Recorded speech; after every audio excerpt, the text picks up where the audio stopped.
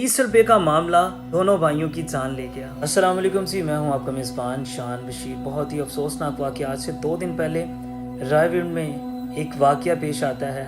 Fruit फरोश ने क्या किया, 30 रुपए की खातिर 2 भाइयों की जान ले ली। जिंदगी का ये आलम है कि आस पास खड़े सब लोगों ने वीडियो बनाई, सब लोगों ने मोबाइल निकाल के अपने सोशल मीडिया के लिए, फॉलोअर्स के लिए और अपने व्यूज के चक्करों में किसी ने इस दरिंदे को नहीं रोका जिसके हाथ में बैट है। क्या वजह, दोनों भाइयों की जान चली गई। उस माँ से पूछो, उस बहन से पूछो उसके दिल पे क्या बीत रही है। उस खानदान से पूछो जिनके आंसू आज खून की जगह बह रहे हैं। ये है हमारे अंदर की इंसानियत। हम भूल चुके हैं हमने क्या करना है, हमने किसी की जान बचानी है या नहीं। हम सिर्फ अपने फॉलोअर्स के लिए, अपने व्यूज के लिए मोबाइल निकाल कर वीडियो बना सकते हैं। आया कि आज जितने लोग ये वीडियो बना रहे थे, एक भी उस दरिंदे को रोक लेता तो दोनों भाइयों की जान नहीं जानी थी। 30 रुपए का मामला दोनों भाइयों की जान ले गया। लिहाजा आपके इर्द गिर्द कभी भी किसी की लड़ाई या झगड़ा हो, खुदारा उसे रोका करें। माओं की,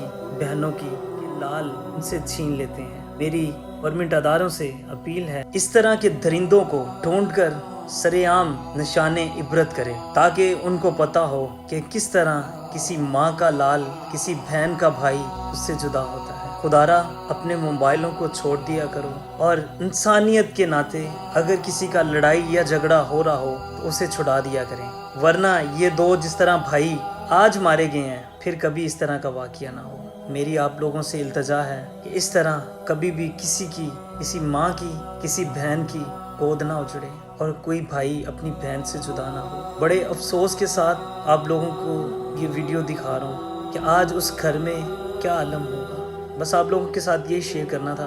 अगर आपको वीडियो अच्छी लगी हो तो दूसरों तक भी शेयर कीजिएगा ताकि बहुत सारे ऐसे लोगों की ज़िंदगियाँ बचा सकें और बच सकें। अल्लाह हाफिज़।